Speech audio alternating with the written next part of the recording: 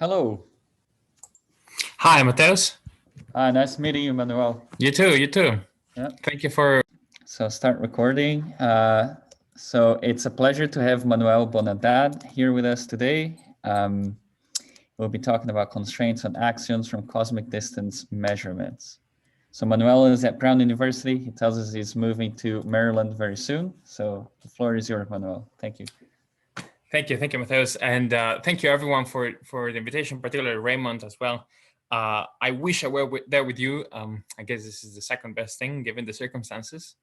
But yeah, I'm very excited to tell you about a little project that we put out late last year.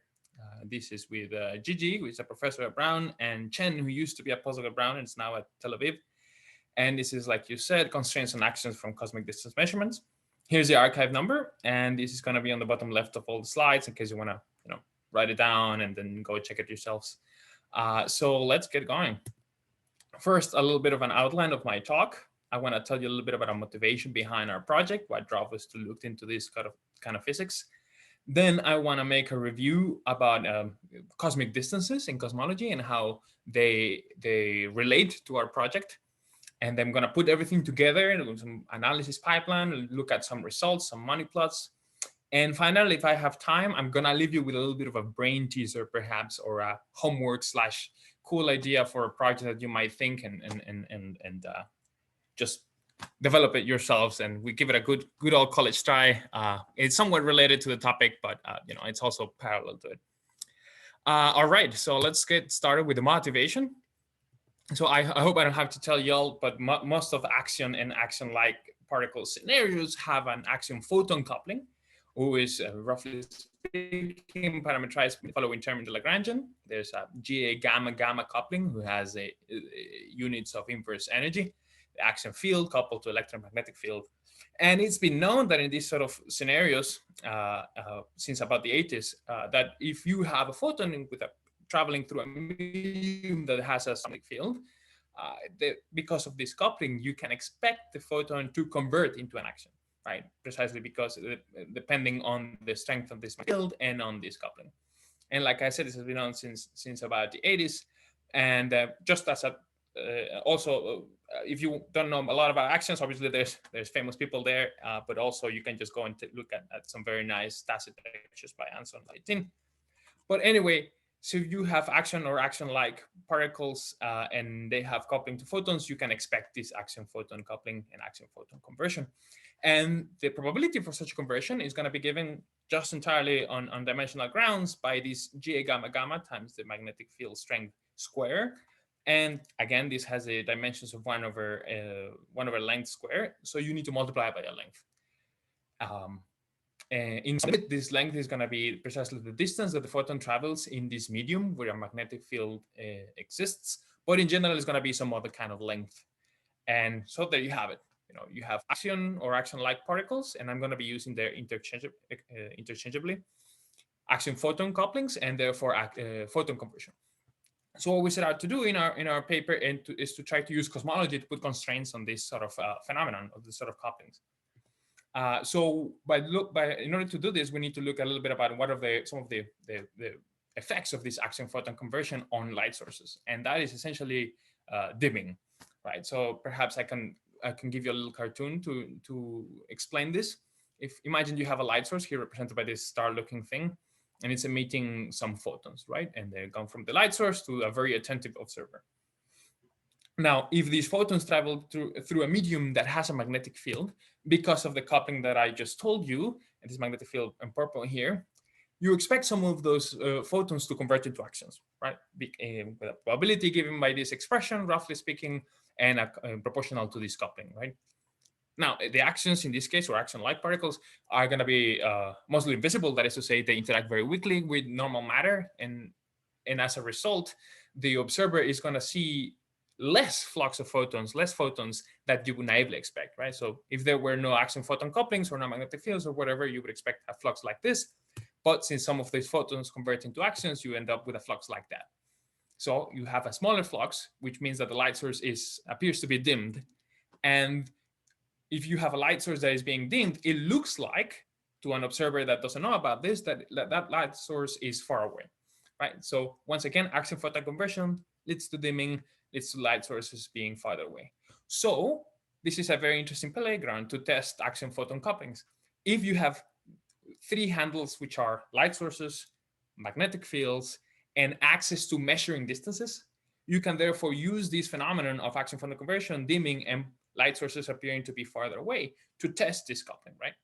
So what we set out to look for this, and there's a very nice playground, a very nice sandbox where all of these ingredients, these handles are, and that is outer space. So there's a lot of light sources, and here's just excuse me. Yes, please. Question then, but then this means that the light source, you have to know its luminosity very well, right? Because yes, excellent. Yes. So I will go. Yes, that is true, and I will go to that in just a couple seconds. Yeah, because I'm absolutely, you're right. Yeah, because I'm imagining that the axions are not going to dim the light very. I mean, it's not going to be a dramatic effect, right? Yeah, that's right. It's not going to be dramatic, otherwise you would have seen it probably with your light bulb over there, right? But you're right. You need to have a good handle on luminosity, and there's such things in cosmology. But you're absolutely right, because there's some, 20 years ago, there's some degeneracy, right? Yeah. 20 years ago, people tried to play with supernova dimming using this idea. And I think it sort of failed at the point that they got frequency dependence due to the excellent, yes, ambient free electron density, right? Yes. So exactly, this is a CKT, Chaki, caliper, and turning in 2001, I believe. And yes, so I will return to that. And they were trying to use this phenomenon to get away with, to get rid of the cosmological constant, right? So the cosmological constant accelerates, and therefore there's some dimming for supernova coming just from the cosmological constant. And they were trying to get rid of the cosmological constant by having actions mimic the effect. Obviously now cosmological constant has since been vindicated. So whatever effects I'm talking about right now are on top of the fact that there's already a cosmological constant. So they're going to be smaller than they were trying to have a positive signal, right? We were trying to put constraints. They were trying to have the positive signal of having the axions mimic a cosmological constant, right? So it's not going to be to that degree. But you're absolutely right. If you want to have no cosmological constant and just axions having the effect of having this accelerating universe, you run into a lot of trouble. But you're absolutely right, yes. And I'm going to mention them in a little bit. But any more questions? Any more? This is cool. If not, then let me just say again, there's a lot of light sources here. And we know there are magnetic fields as well. There are magnetic fields in our galaxies and clusters of galaxies, etc. And because of general relativity, we have an understanding of how to measure distances in the cosmos, right? You have metrics, you have all these sorts of geometry things. And therefore, we can use this playground with our three ingredients, light sources, magnetic fields, and measurements of distances to put constraints on this, right? And that's what we set out to do. So let me start with one of the first handle, which is magnetic fields, and just say there are magnetic fields in our galaxies. They're reasonably well understood. They have been measured. There are magnetic fields in clusters of galaxies, and they're going to be important in this talk. And they have been measured, and they're reasonably well understood. And it is hypothesized that there are magnetic fields in the large expanses of space between clusters of galaxies, between these large structures, in what is called commonly the intergalactic medium. So these have not been measured. However, there are bounds on how big and how small, upper and lower bounds on these magnetic fields. They're theorized to have origins from early universe, such as inflation or phase transitions, or maybe late universe, just as outflows from galaxies.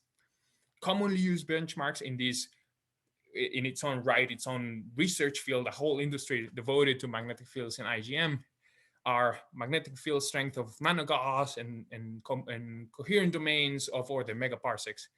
So the magnetic fields in these vast expanses have not been measured. There are lower and upper bounds on them, but that's just the first handle of them. There are magnetic fields in clusters of galaxies and in our galaxies, so they're going to be making an appearance as well. So that's the first handle, magnetic fields. The next one is distances and light sources. So we're going to return to some of the comments right now about knowing luminosities and about people working 20 years ago on something similar to this. So let's make a quick review about cosmic distances. So like I said, in cosmology, based on general relativity, we have an understanding of how to measure distances. And it's because, you have matter content and you understand metric, and then you can go ahead and do this sort of things.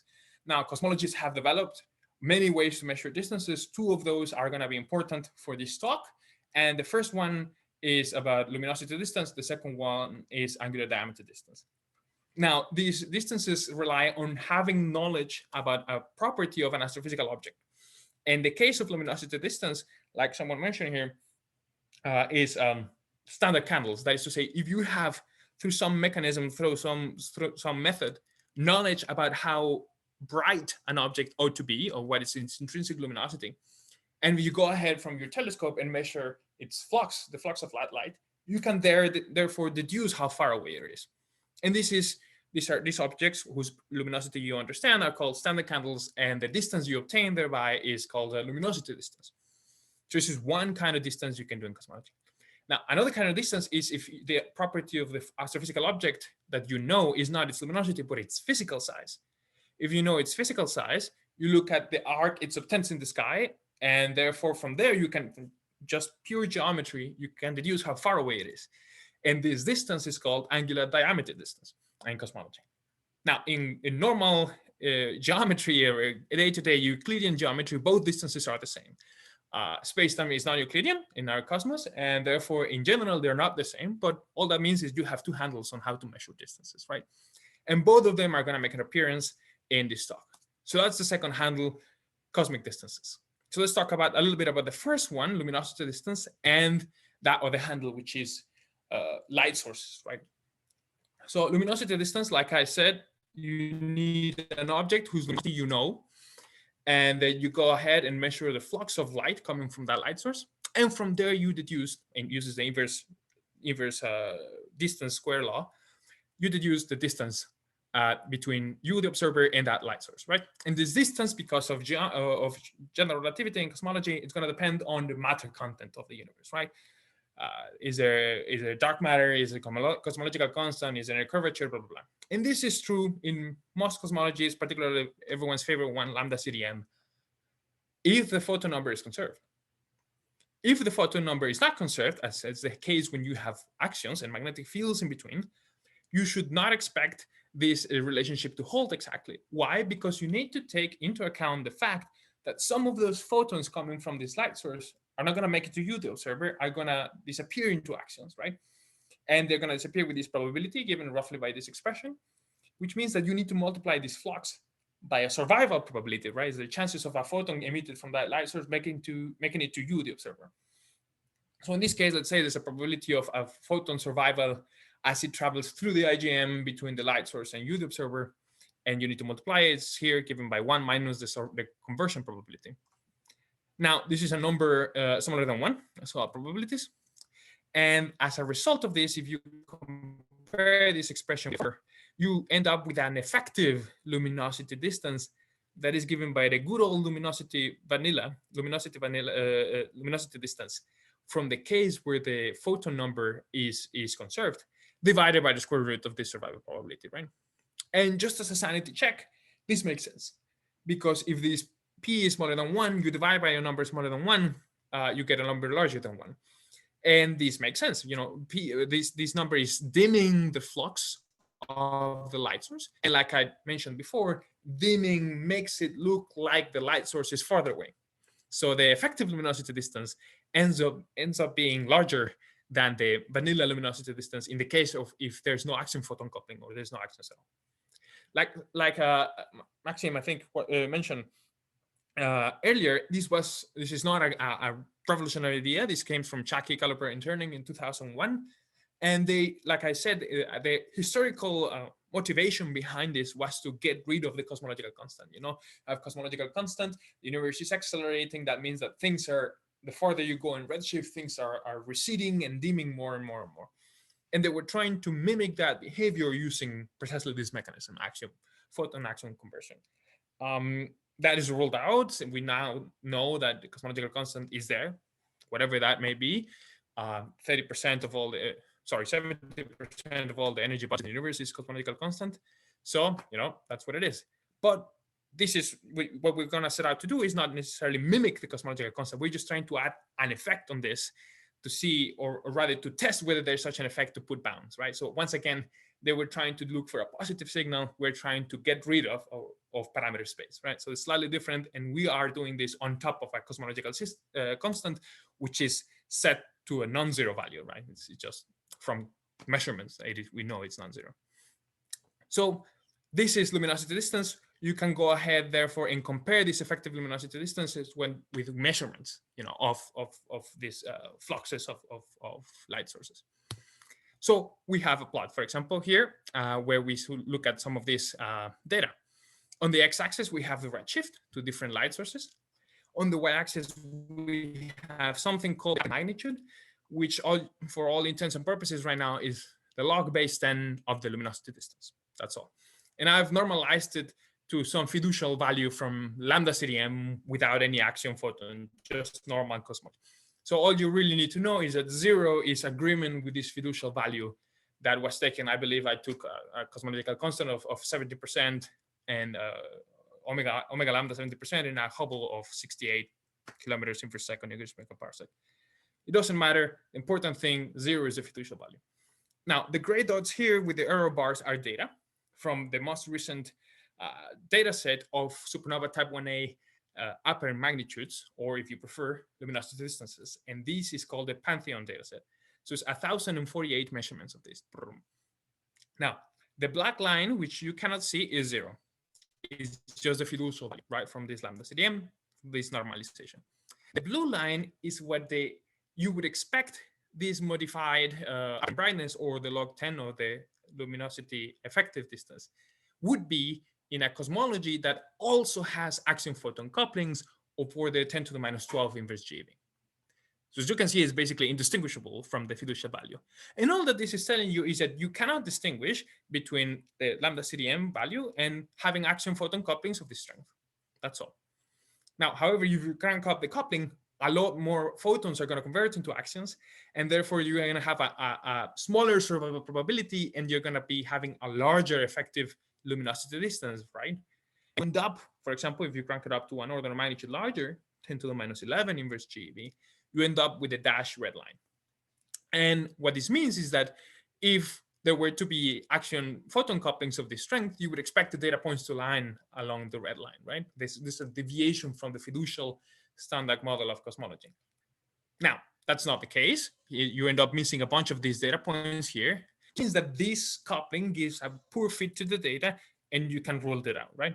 And obviously, I'm being here a little hand wavy. I fixed some parameters, but we're going to do this properly later on. This is just for demonstrative purposes, right? This is how you can use, therefore, luminosity distances to constrain axiom photon couplings. And this is the most recent data. Good. So this is one of the distances that people use in cosmology, luminosity distance. There is a different distance that I mentioned briefly. Yes, please.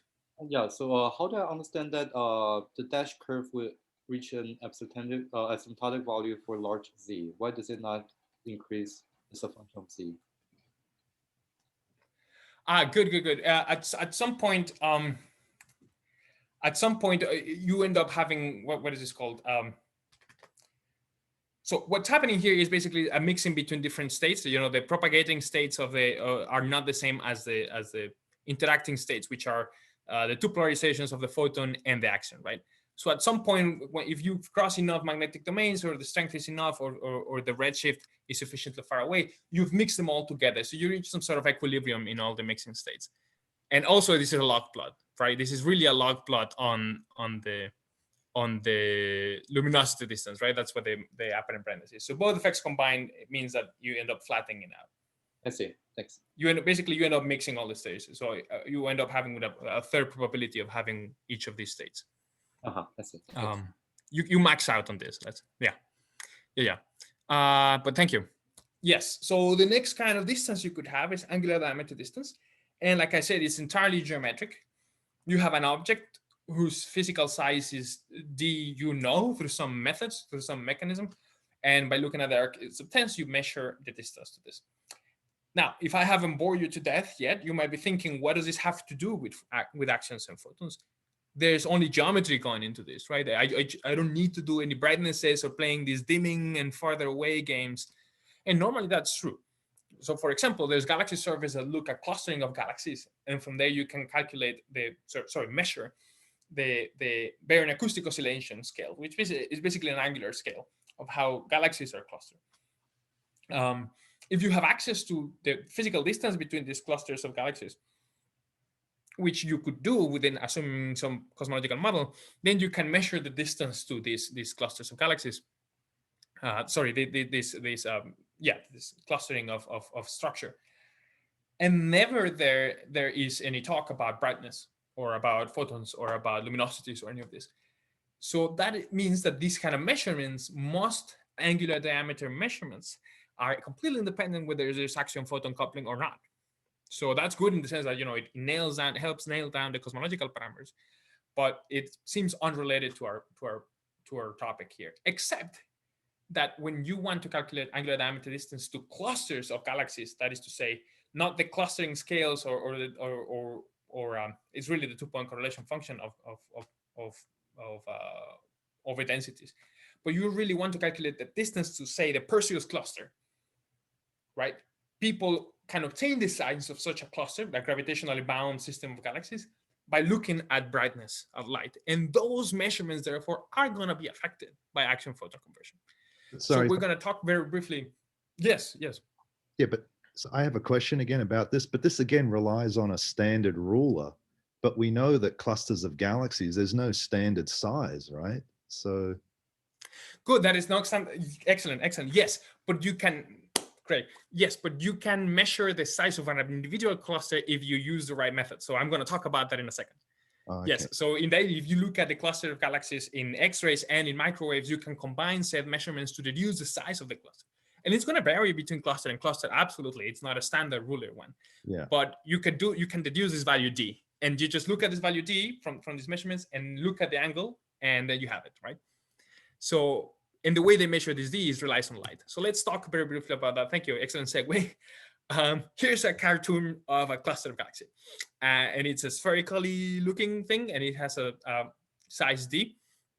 It's 90% of its mass is in dark matter. We don't know what that is, but it's there. And 10% of its mass is in intracluster medium, which is basically ionized plasma of a temperature of keV. And about 1% of its mass is galaxies. And all of this stuff is gravitationally bound together, right? So this is what a cluster looks like.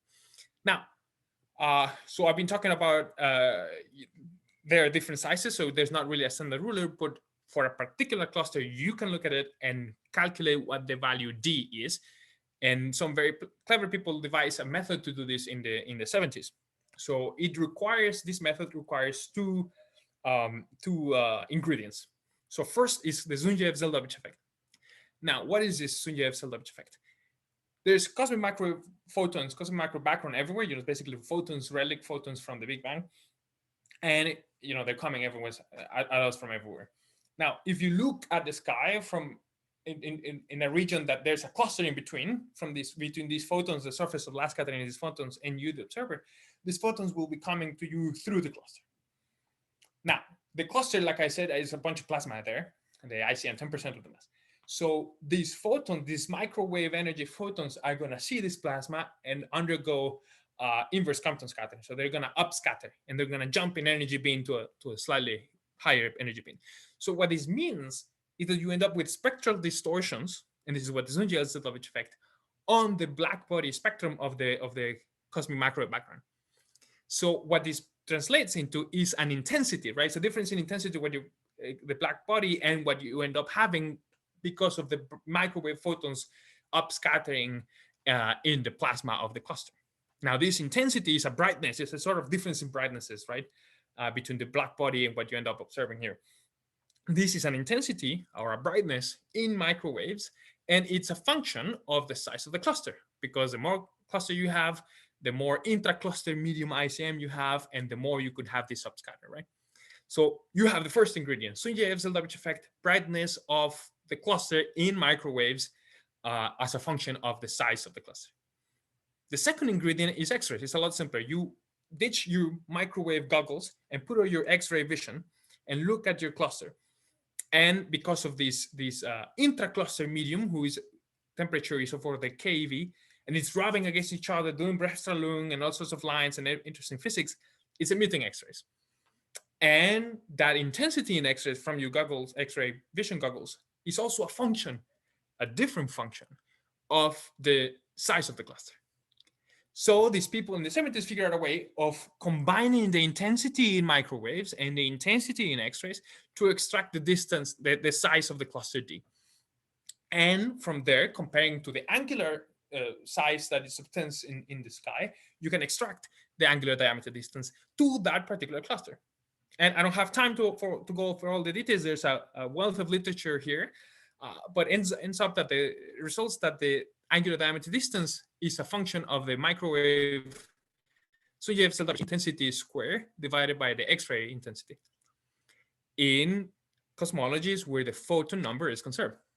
If you don't have photon number conservation, which is the case of the presence of axions and axion photon couplings, you need to correct with the survival probability of these photons being emitted from X-rays or from the difference in distortions in the CMB, right?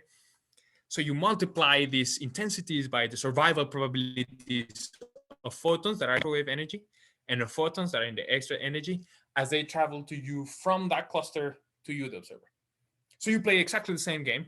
You end up with an effective angular diameter distance that is the good old vanilla angular diameter distance corrected with survival probabilities due to this axion photon conversion. Again, this is particularly for angular diameter distances of clusters because they rely on measuring photon intensities. If you have angular diameter distances to other objects that do not rely on this, you do not have this effect because you're not relying on any brightness, right? But anyway, given that for these clusters, you can play the same game as before. And we have a similar plot. So on the x-axis, redshift to different clusters. On the y-axis, I have the angular diameter distance normalized to a fiducial value whose exact value doesn't matter. And it's 0 here agrees with that fiducial value. Blue is what you would, the modification for this angular diameter distance in case you have the same fiducial cosmology with the additional effect of axion photon couplings with a 10 to the minus 12 inverse GeV strength. And there's no difference, right? So all that means is that once again, this coupling is so small that I cannot tell the difference between having axions or not having them at all with this strength coupling. If I crank up the coupling, you end up with this red dashed line.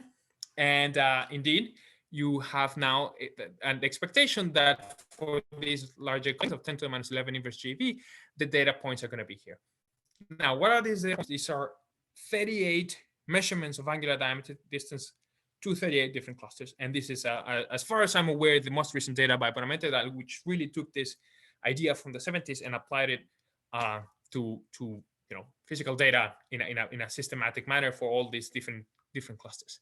So if there were axion couplings of this strength, you would expect these data points to lie along the red line. You end up missing a lot of them. So you can put bounds. The same idea as luminosity distance, except for angular diameter distance. So this is exactly what we're going to do in our paper, with one additional caveat here. And that is that so far I've been telling you about the axion photon probability with this IgM here, the survival probability of as the photons leave the cluster or the supernova, I don't care, travel to you, the observer, right, and convert. Now, however, I told you that there are magnetic fields inside of clusters. And these magnetic fields have been measured, and they are a few to tens of microgauss, and they are out there. And if they are out there, and if there's axion photon couplings, you should expect the exact same effect inside of the cluster. Not outside, also outside, but also inside.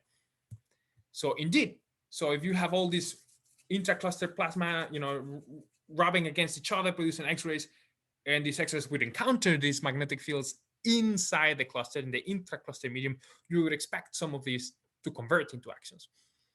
Therefore, you need to, if you consider these magnetic effects inside the cluster, you need to modify further your survival probability by taking into account conversion inside the cluster, right? So heuristically speaking, the equation gets modified like this. The same happens for microwaves. So there should be a factor over here, but because of the energetics, turns out that the factor is close to 1. So really the important thing is just, and I don't want to clutter here, the really important thing here is the X-ray suppression. So returning to this plot, and by the way, this, I want to, before I forget, this relates to what Raymond was saying. You know, first, this is a linear y-axis, so it's not a log. So it seems like it's continuing growing, but then it's going to asymptote out. So that's in the previous luminosity distance, it was log, so it asymptotes earlier, and yeah, but it's basically the same effect. But anyway, so now if you include intra-cluster medium effects, magnetic fields inside the clusters, and the possibility of conversions of those photons, not only en route, but within the cluster, you end up with this. Now, it's a little bit more different, so bear with me here. The first thing you'll notice is no longer a straight line, it's a broken line, or if you prefer, just a bunch of dots. The reason is because in the previous case, all that really depends is on the distance, the vast expanse between you and the light source, and whatever magnetic fields and domains there may be in the plasma density of electrons in the IgM. If you include ICM conversion, right, that varies from cluster to cluster. So this cluster has a different density than this cluster, than this other cluster, than this other cluster, different sizes, different cosmologies, different strengths of magnetic fields, different morphologies, all sorts of different things. So each cluster's angular diameter distance would be modified differently. So you're not going to have a continuous line, you're going to have different values for different redshifts and at different clusters, right? So we took the data from these people and we analyzed, we applied these prefactors here, and this is what you end up with. So the first thing you can notice is the blue line, which when you only include IgM effects and it matches with the fiducial value, that's no longer the case, right? For example, this point starts deviating from the fiducial value. This point is very different from the fiducial value, etc. Right? So it turns out, and you end up missing some of these points from some of these data points. So the inclusion of the intracluster medium effects makes the data more powerful. That is to say, whereas previously 10 to the minus 12 inverted E might not have been ruled out. In fact, it agrees with the fiducial value. Now it starts to get into trouble, right?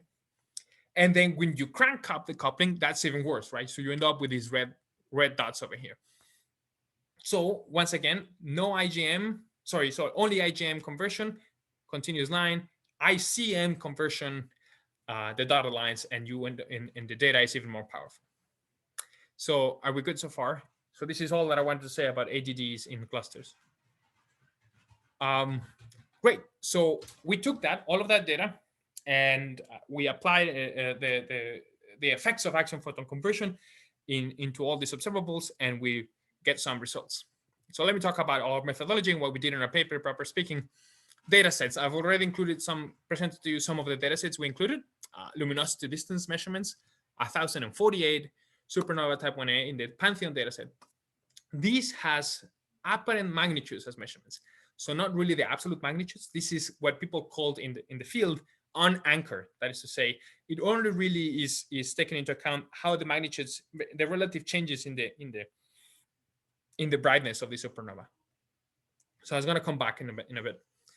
The 38 measurements of angular distances from the clusters from the Buenamente collaboration for 2004. We also include measurements of the baryon acoustic oscillations, which are really angular measurements of, again, the 2-point correlation functions of galaxies.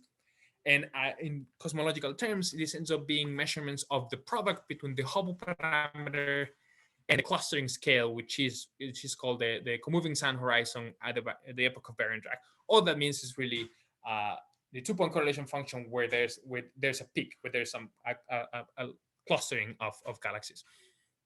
Now, these measurements need to be anchored. That is to say, you need some sort of measurement of the absolute distances. And that is what Hubble tells you. Hubble is expansion parameter of the universe today, but it also provides a distance scale. So in order to do this, it's what people call anchoring. You need to include in these data sets measurements of this Hubble parameter. Now, if you have not been living on the rock, or if you attend at least one cosmological seminar, you will probably have heard that there's currently a crisis in cosmology, and there's a 4 to 6 sigma, depending on how you measure, tension in different camps of people that measure the Hubble parameter differently. So for a review of this, go at Taylor et al. In 2018. There's a nice review paper of this. But what this means really at the end is that there's a camp of experimentalists, of observational cosmologists that measure the Hubble parameter in the late universe by calculating, for example, like strong lengthening of quasars, and this is the TD Cosmo collaboration, and they get some value. Or, for example, the Shoes collaboration with Adam Rees et al., where they looked at not the apparent brightness, but the absolute magnitude of supernova type 1a using Cepheids and the famous distance ladder. So they get a value of Hubble of 74 point something in kilometers inverse second, inverse megaparsecs, whatever funny units Hubble uses. And that's one camp. And there's another camp that relies on the universe how the universe looked like very early on when it was a young chap. And we're talking about CMB anisotropies from the Planck collaboration 2018 data, which measures the Hubble parameter as well, a different method, and it gets a low value of 68 point something as well. And these two values, the late camp and the early camp, are in disagreement with each other, 4 to 6 sigma, and it's all the rage in cosmology right now, and everyone tries to solve this crisis or things, whether there's a crisis or not. So there's a little bit of a problem, therefore, on how we anchor all of our data sets, right? And we sidestep the issue by anchoring it with one. Let's say we side with the late universe, and then we anchor it with the other one. And you're going to see what happens. So this is about data sets. Now, the next thing we do is we have our data sets. Now we need to look at the model. And the model is going to be lambda CDM, flat universe, cosmological constant, cold dark matter. And we're going to add Axiom photon coupling. Right, and we're gonna have to model this conversion. You need to look at this probability survivals and of conversion, and what are their effects on luminosity distance and in angular diameter distance. These guys are going to be affected by the Axions. These are not, right, because these affect on intensity. These do not. So all of that is encoded there. We have therefore a 6-dimensional parameter space.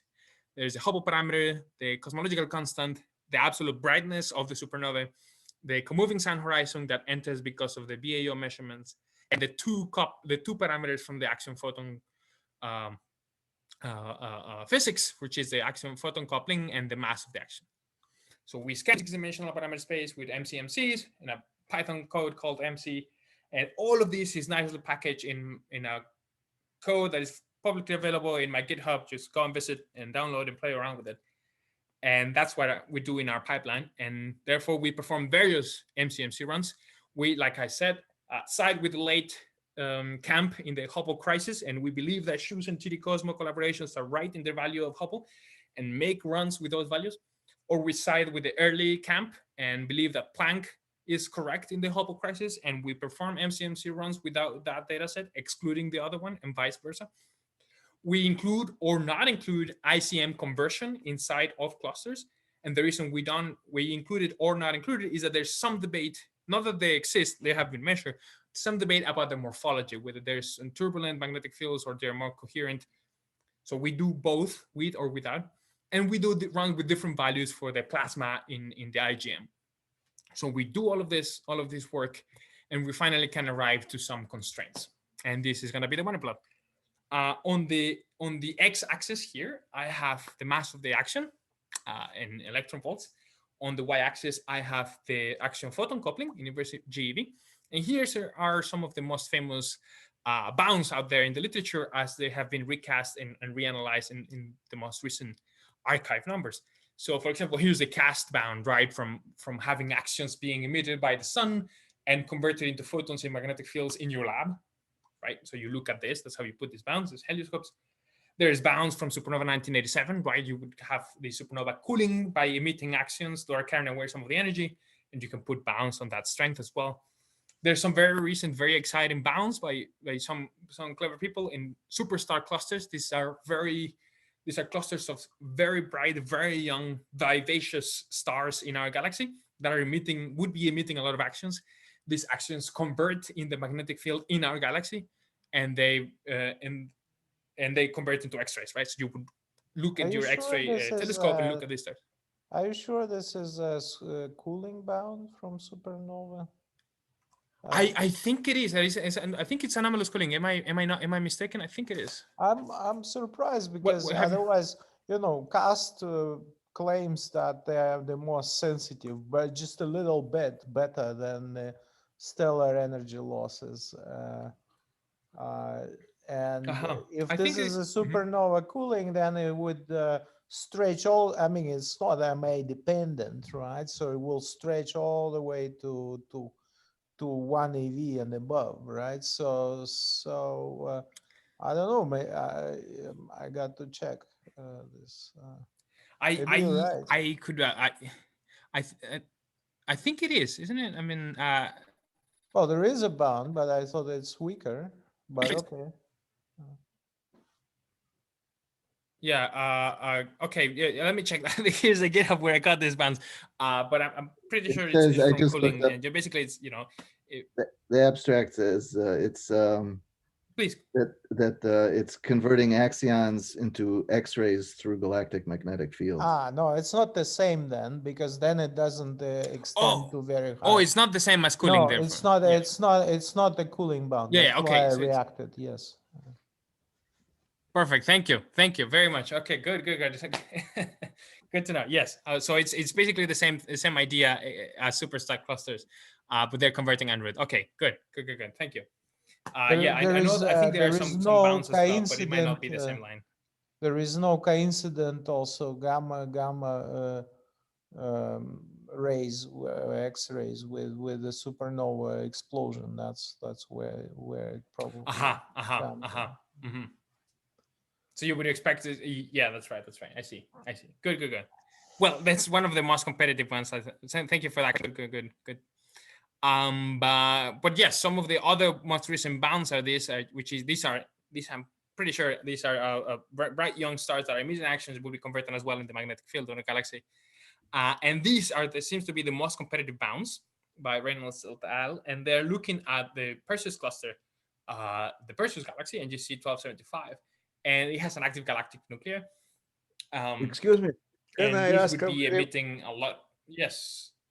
Could I ask a very quick question? Yes, you yes, see yes, this please.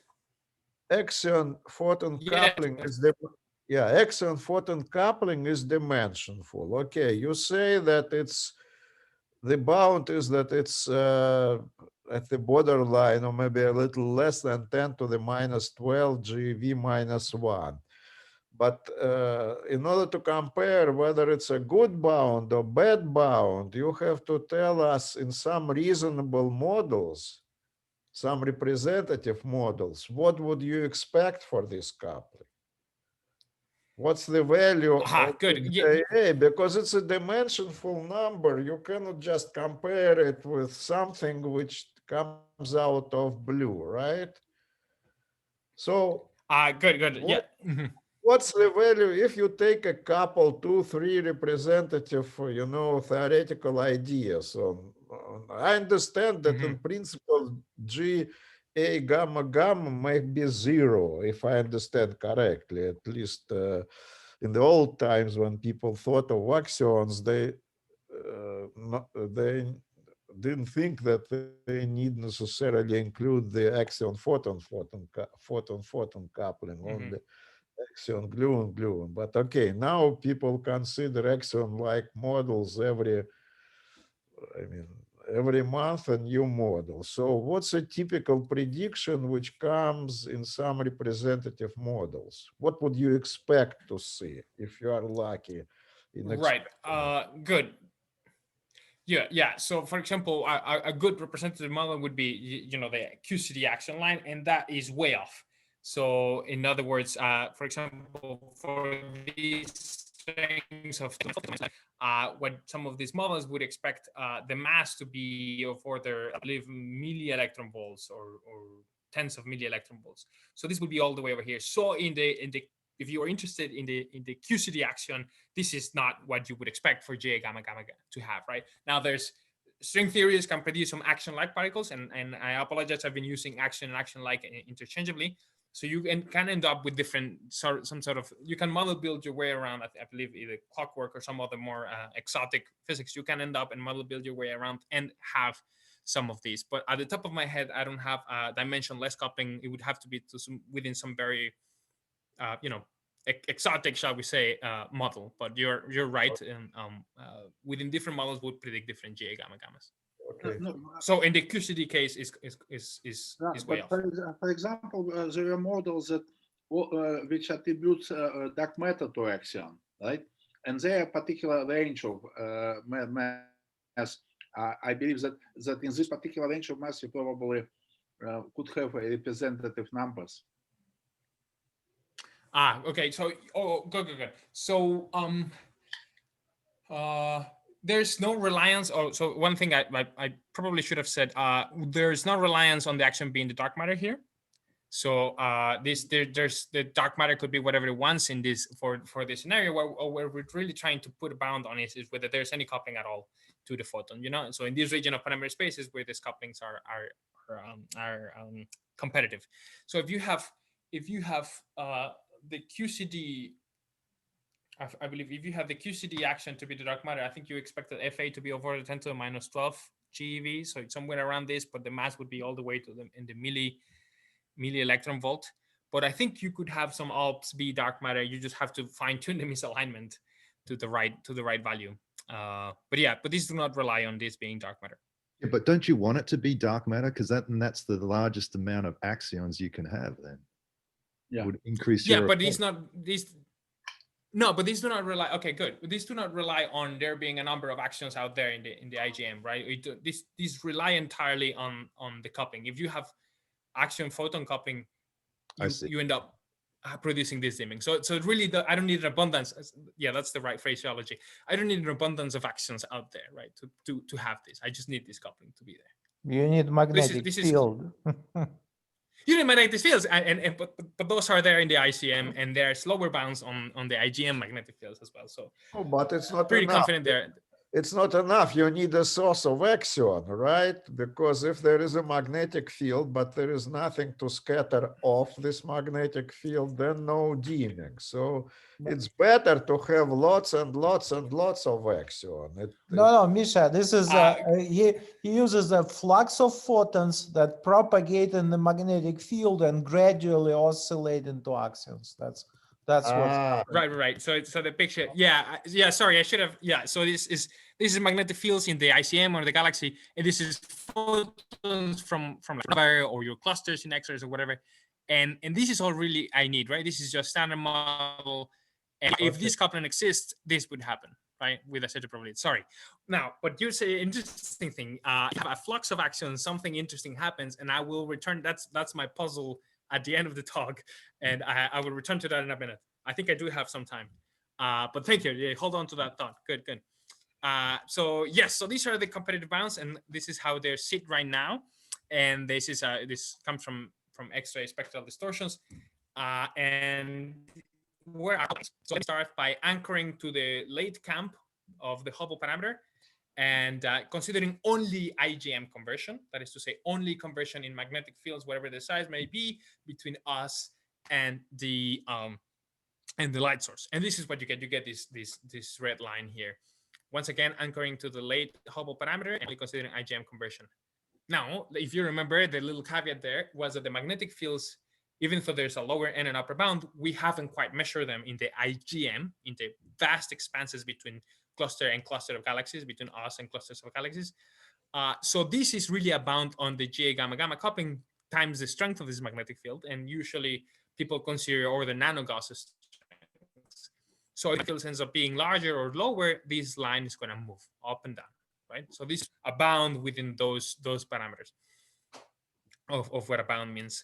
Now, if I anchor, what happens if I anchor to the early universe instead, and I don't believe shoes and or the Chitty Cosmo collaboration, but I believe Planck, we end up with a dashed line. Now, two things. The improvement on this is entirely due to the fact that the Planck's measurement of the Hubble parameter is narrower. The error bar is much smaller. So this all improvement here is entirely due to that. You can see there, therefore, that these measurements are practically identical. And this means that this method of constrained axion photon coupling through cosmic distances is entirely independent of the Hubble crisis. The late universe people might be right, the early universe people might be right, Both of them might be wrong, or there might be a crisis or not. It's irrelevant. At the end of the day, these bounds, in hindsight, that's quite interesting. And this is due to the fact that really what axion photons couplings are doing is changing the functional dependence as a function of redshift of the distance. What the absolute distance is itself is really not that important. What really matters is how it changes as a function of redshift, right? All those curves, dash red curves that I had shown before, right? And how they evolve as a function of redshift, that's really what is being constrained here. So whether Hubble is 68 or 74, that's not important. Now, once again, this is only IGM conversion. Yes. Excuse me. And how do you get rid? Okay, you have a beam of light rays, and then you have magnetic field in the interstellar or intergalactic space. But the light can scatter this photons from the light beam, can scatter from the magnetic fields, not necessarily to produce axion. They scatter just electromagnetically, right? In a Compton scattering. And this cross-section is hugely larger than a teeny tiny correction due to the scattering to produce an axion. So how do you know your dimming is produced by the axion is due to the axion production or due to the Compton scattering? Excellent question. Yes. So good. Yes. Sorry. People have thought about this. Indeed, one of the big issues that people deal with when they look at supernova to measure the Hubble parameter is precisely the scattering off of dust and a bunch of things there. Now there is an associated effect to this dimming. Sorry, but it's not scattering on magnetic field. I'm not sure what Misha meant, because scattering on particles or dust or whatever is one story, right? But I think that light scattering on magnetic field is probably not big contribution at all, right? Yeah, but it's governed by alpha, which is 10 to the minus 2. Why the axion coupling is what? 10 to the minus 12. No, but so it's 10 orders of magnitude. You have to overcome the background scattering by 10 orders. How do you do this? Yeah, no, but it's alpha in huge power, right? And I mean, it's not just that's box diagram, Heisenberg operator, right? For the photon to scatter with themselves. Why the amplitude is alpha, of course, the probability is alpha squared, right? But okay, alpha squared is 10 to the minus. No, not alpha square. No, right. It is the amplitude itself with alpha square, and probability is alpha to the fourth. Why the amplitude is alpha squared? Because it's light by light. Ah, okay. There is 4 vertices. Yeah. So. Yeah. Right. Okay. So there's a Heisenberg. Yeah. Yeah, but okay, even alpha to the 4th is larger, presumably larger than 10 to the minus 12, your coupling. I think you need really strong magnetic fields. We're talking about like here. And moreover, I think it is also probably not much of kind of changing of momentum, right? Because if it's a kind of static magnetic field, right, you are not deviating your photons. Well, the same applies to the axion production. Absolutely. Yeah. Of course, because you can have a photon and a beam with certain velocity, momentum, but those which are in intergalactic space are static. They are very soft. No, for axion production is just losing light. Look, even in forward direction, but you are losing light. And if you are scattering light in forward direction, it's not a big deal, right? I mean, it's only what. Well, if it is, it's a play of numbers. If it is exactly forward direction, that's right. But you assume that there is a small angle. Now you estimate. The much larger constant versus a small angle. It's a special problem to be discussed, right? Getting rid of the background.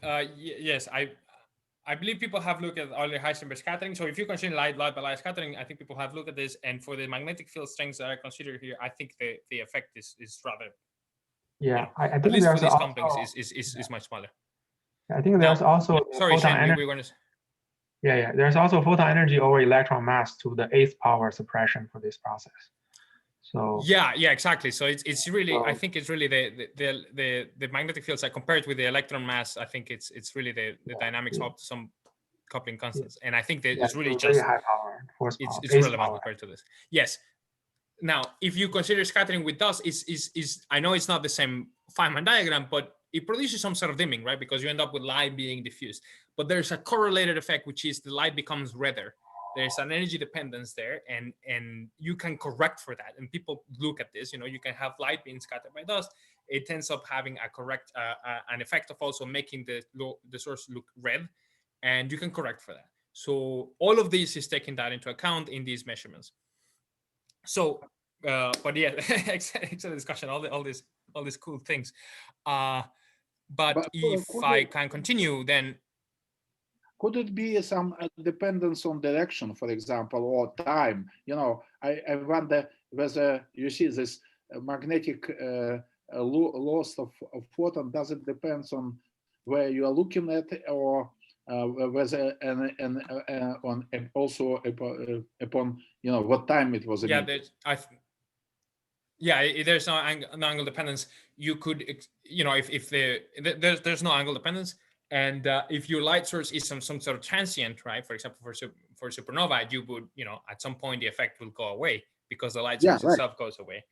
And there's some time dependence in the sense of that there's also redshift dependence, and all of that goes into this. So let me just go to the at the end to what happens when I include conversions inside of. Sorry, can I just ask a question on this plot here? Because yes. What about, are there cosmological constraints on overproducing these axions? So if the coupling is too large, right, then you'll overclose the universe. Is that possible here? Because you're talking about 10 to the 9 GeV for 1 over the axion coupling, right? I think this is in a regime where misalignment mechanism actually underproduces axion dark matter. So really, Tony, your logic applies to QCD axion.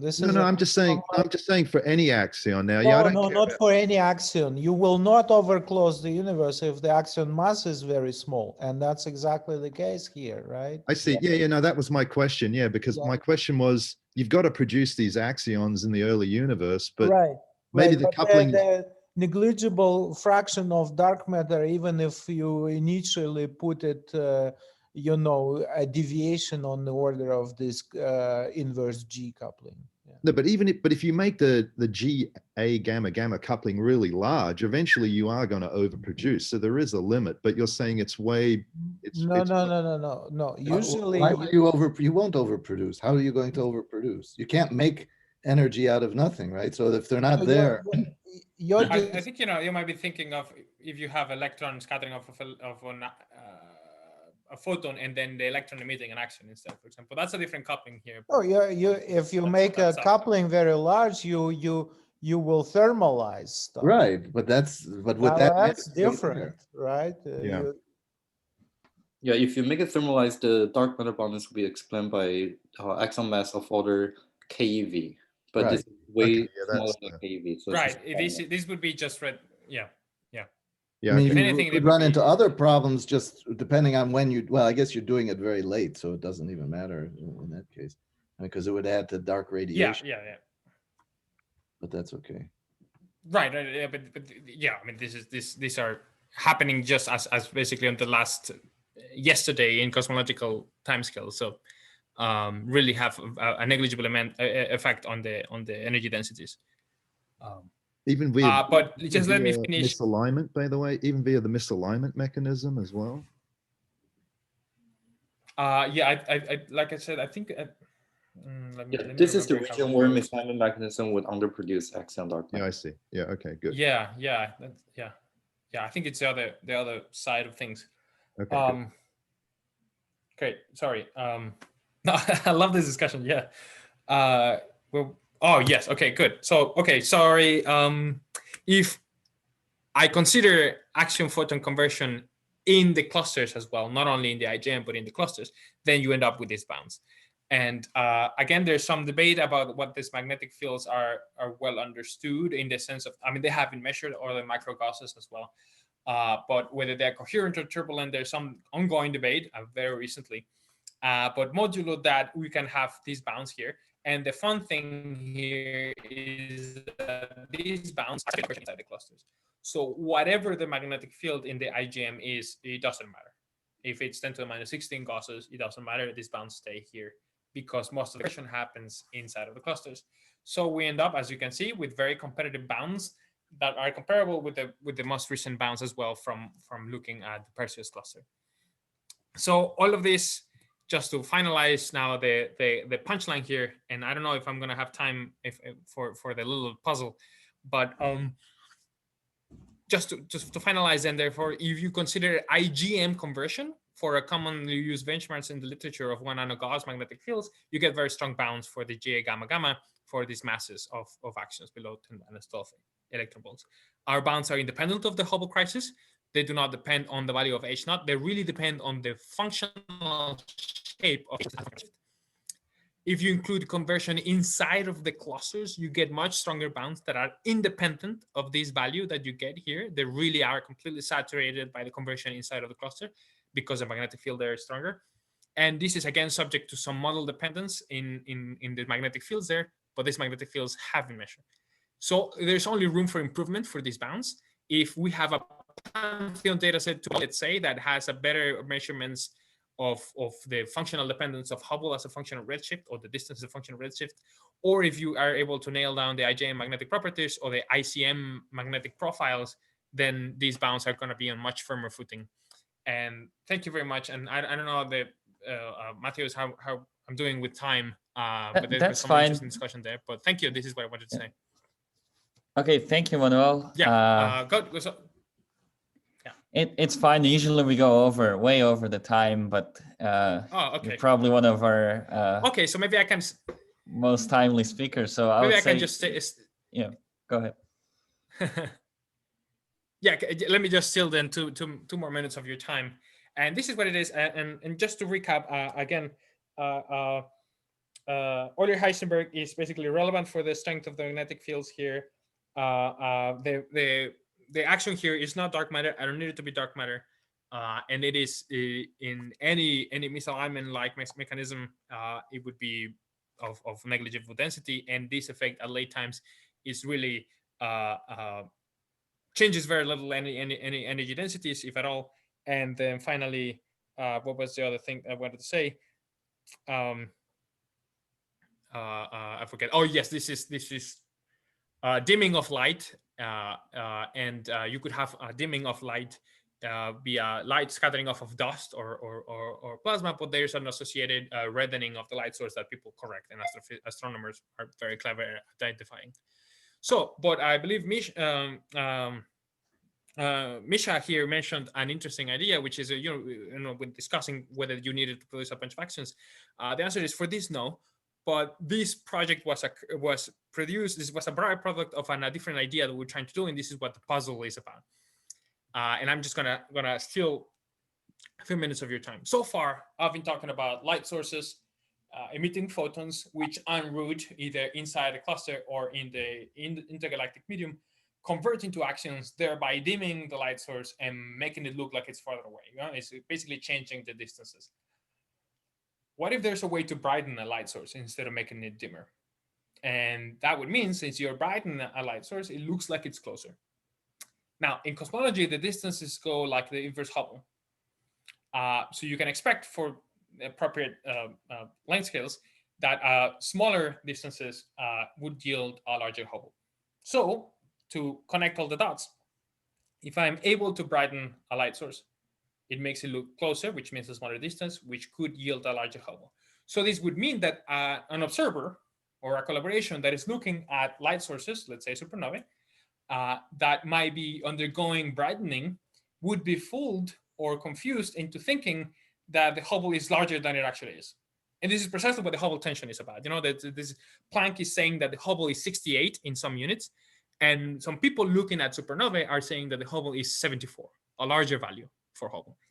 So indeed, this idea of brightening supernova was the original kernel behind this project. So we were interested in brightening light sources instead of dimming them. So for that, and this is where it ties with what Shifman was saying, you would need an initial flux of axions, right, that would convert en route in order to overcome the loss of the photons to reach a net gain in photons, right? So if you begin with a bunch of axions, somehow producing your light source, I'm being agnostic here as to how that happens, but you begin with a bunch of flux of axions that en route convert in photons, you end up gaining photons, you have brightening, right? Now, where are these actions coming from? They would have to be produced in or around this light source, let's say the supernova, right?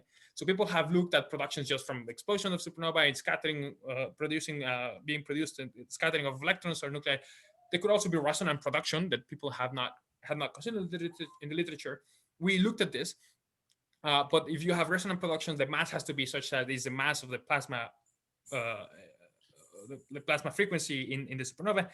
It turns out that with a very crazy model building, it's still very hard to satisfy the conditions of having enough flux of actions to brighten the supernovae, and at the same time have a sizable en route conversion. If you crank up the mass of the action in order to produce it resonantly in the supernova, you run into problems with the chromaticity of the supernova, and then it's just very hard.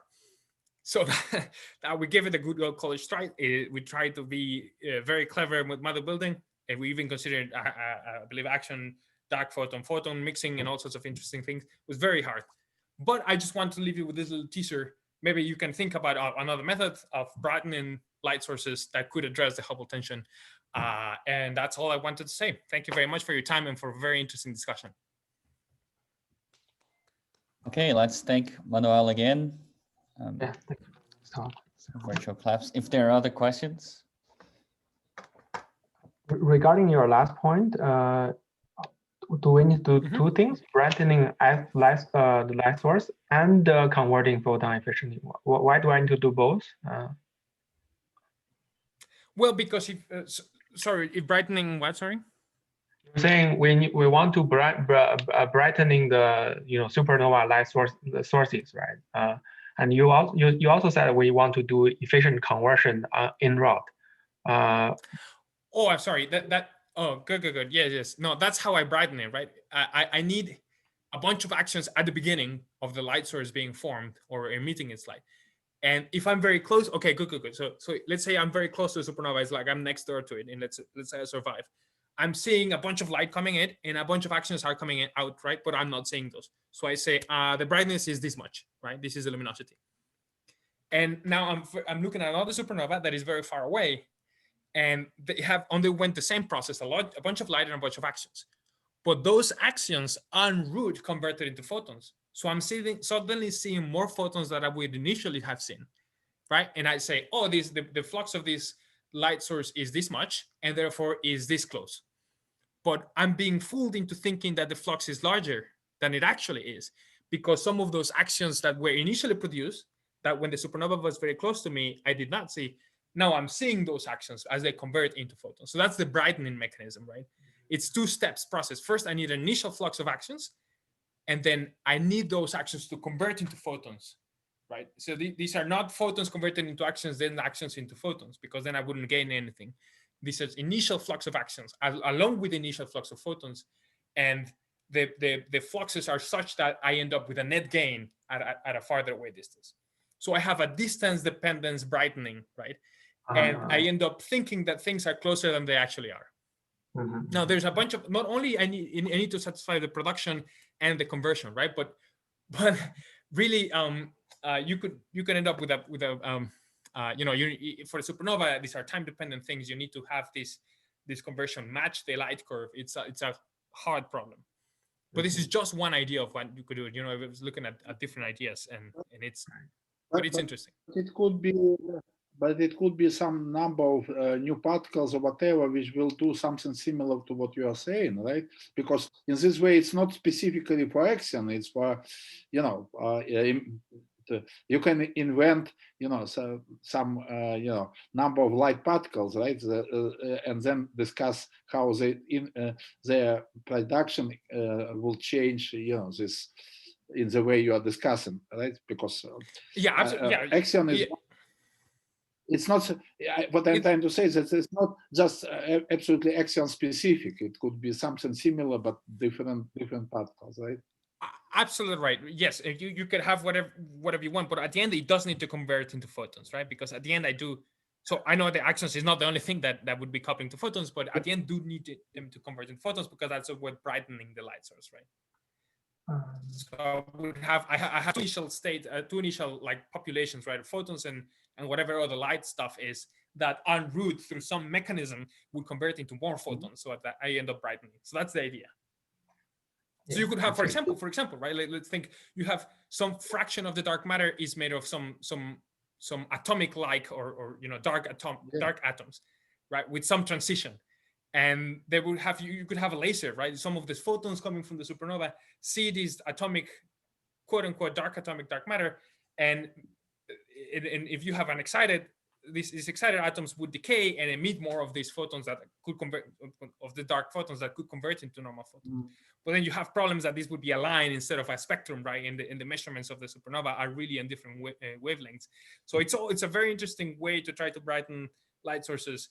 But it's a tough nut to crack. At least this little idea. But yeah, it's a nice puzzle, yeah. But thank you. Any more questions? Any more? I guess it could just be some decay, right?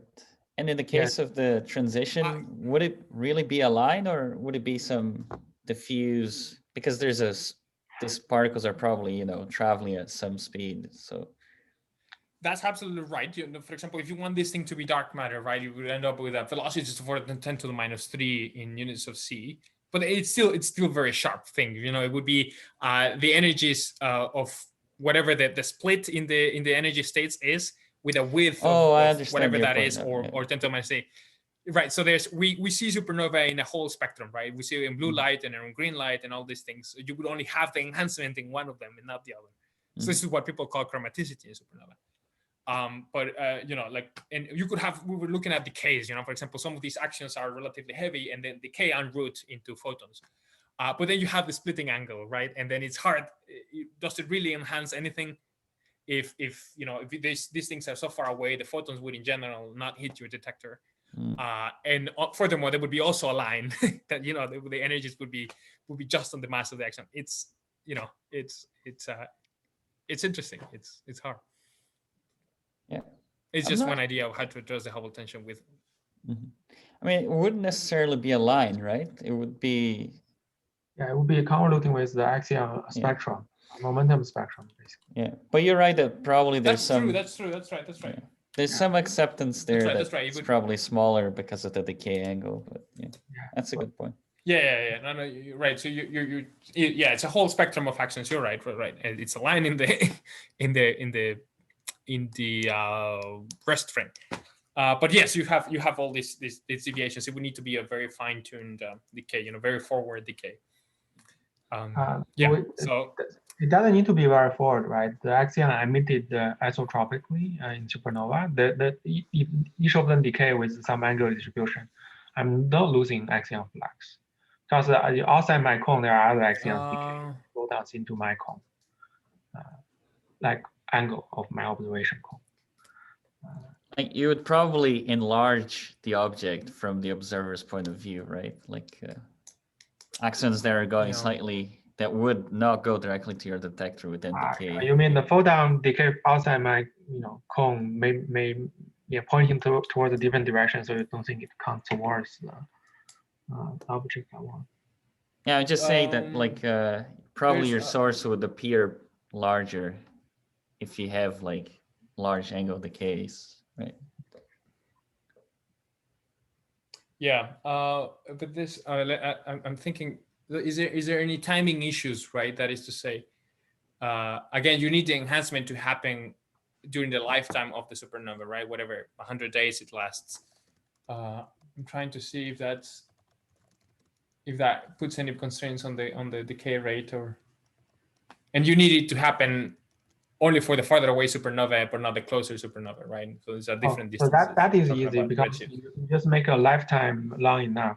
You make the lifetime enough.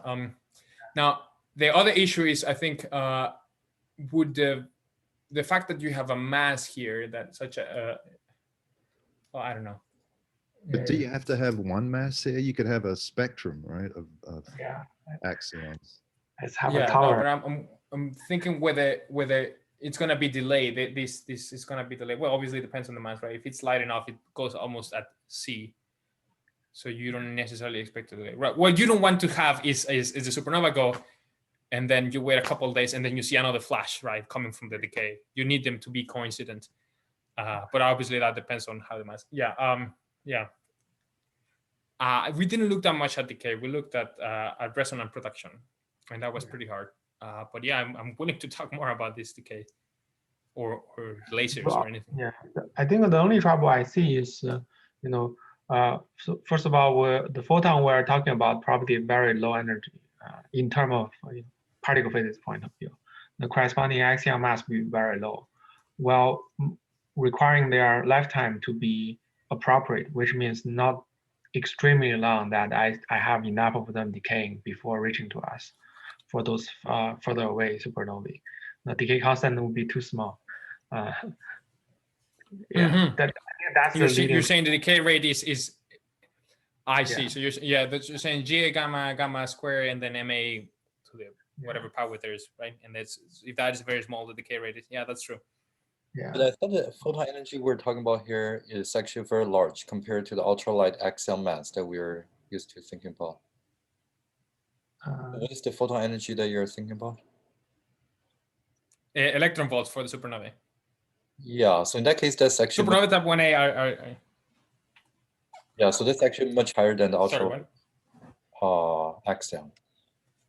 But I think the lifetime is still too long for EV scale, and then if Ga gamma is at the Cas bound, it can still be dark matter. The lifetime is still way longer than the age of the year. I think we tried these decays to no. Sorry, it was a while ago when we were trying to then we flipped it around, obviously, and instead of trying to Hubble tension, just tried to put bounds on this, and that's what the paper came out. But yes, this was originally a different idea. Anyway, it was a lot of fun trying to discuss this, and I'm obviously more than willing to hear any ideas on any loopholes that you might find that might be interesting, and maybe something more will come out of this. But Can I go back to your conclusion slide? One of the points I find a bit puzzling. This independence of the Hubble value you take. I understand the conversion or the change as a function of z really determines what you measure, but on the other hand, what you infer is really this conversion probability, right? This conversion probability is linearly proportional to the distance x this photon goes through. The distance x for a given z that coming to us would change depending on Hubble. So why wouldn't this conversion probability have a Hubble dependence? Excellent, interesting. Yes. So the little formula that I give here is where is it? But the formula that depends on this x on this distance is very heuristic. That is to say, in general, that's not really the case.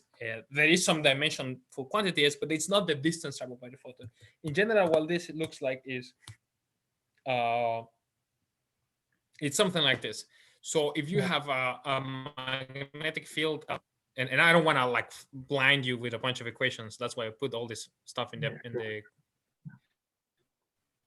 The strength of the Ga gamma gamma and the magnetic field coupling. And there's these are oscillations, basically like an MSW effect like thing. And there's depends on the wave number here. That's where the mass of the axion comes in, the strength of the magnetic field, and this X here. Now, this happens when you have a magnetic domain of a magnetic field with some domain scale. In general, the magnetic fields have different domains. That is to say, they're in one direction here and a different direction there.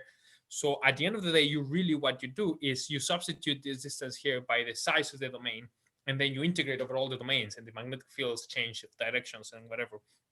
So at the end of the day, the distance that goes in here is the size of the end up being megaparsecs or less. So really, there's no Hubble as much going on in there. what you end up doing then is an integral to calculate the probability of axion photon conversion. And again, I don't want to blind you with all of this. And when you evaluate the travel of the photon, right, it depends really on the size of the domain here. And sorry, this is not really clear. Yeah, sure. I think you're also saying the region where the magnetic field is strong is local patches, and they are not they're really local. That's right. So separation, yeah, distance. That's right. So Hubble scales are much larger than that. Yes, that's right. That's a better way of saying it. Yes. Have you thought about using a CMB Planck measurements to maybe also constrain coupling CMB to the photon? Good. Yes, instance, people have thought about this indeed. Yes, that's right. So for instance, there's the measurement of this, of this optical depth, right? From reionization, right? CMB photon scattering of, electrons. But if you knew, say, the population of electrons, maybe then you can constrain the scattering off of axions. I think those limits. Indeed. They're very strong. They're at the level of, like, for that GA gamma, it's like 10 to the minus 14, but for lower masses. I see.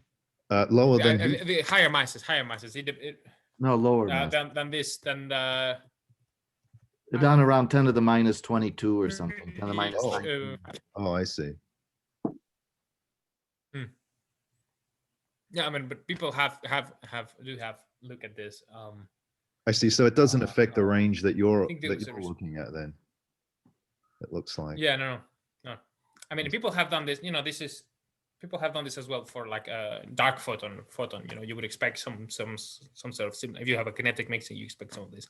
So people have looked at these cosmological observables as well, particularly the CMB, to put constraints on that kind of models. But this is Yeah, I see. Okay. So but yeah, people have looked at CMB. Yeah.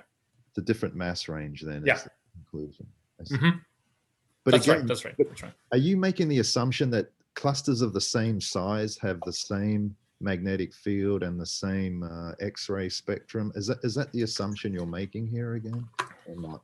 No. Good. Excellent. Yeah. No. Let me see. Because at one point you talked about standard rulers. So These fellows here. So you take a cluster of a definite size, and so you're saying that all clusters of that size, they have the same photon spectrum, right? Or whatever it is, X-rays. I forgot what you were doing here, but. Good. No, we don't. Right. So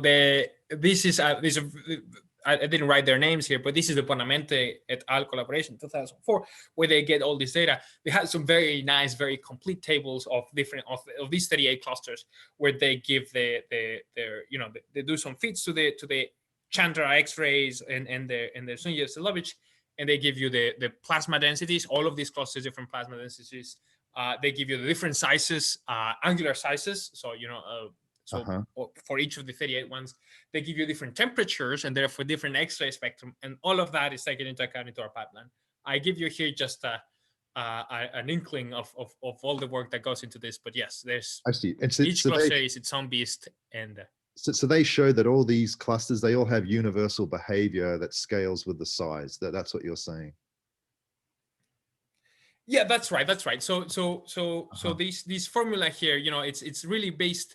So there are some assumptions that go into this, like for example, you expect something for the morphology of the cluster, but what they and really I'm not talking here about myself, right? This is from the 70s of measurements of the angular diameter distance, but really this is obviously X-ray dependent and the temperature dependent, whatever. But there's all these assumptions are built. All these quantities and individualities for each clusters are built into these intensities, and one of the reasons for this ratio is that it gets rid of some of these systematics, and that's how you get these distances. I see. Yeah. And there's error bars, and you can see they're somewhat sizable, but yeah, and some of these it depends on the systematics. But you're right. We go, and each cluster has its own quirkiness, you know, and it's all special things, and, exactly, and all yeah, of those I go was into worried the about that. Yeah, because each cluster could just be quirky, as you say. And so is it really universal across all size clusters? But you're saying that people seem to see some kind of universal behavior, is what you're saying. So yeah, it really is you know, is the physics behind this. You know, this is really just Compton scattering. So you know how it's going to scale with the number density of electrons, right? And these have a profile as a function of radius, and that's that.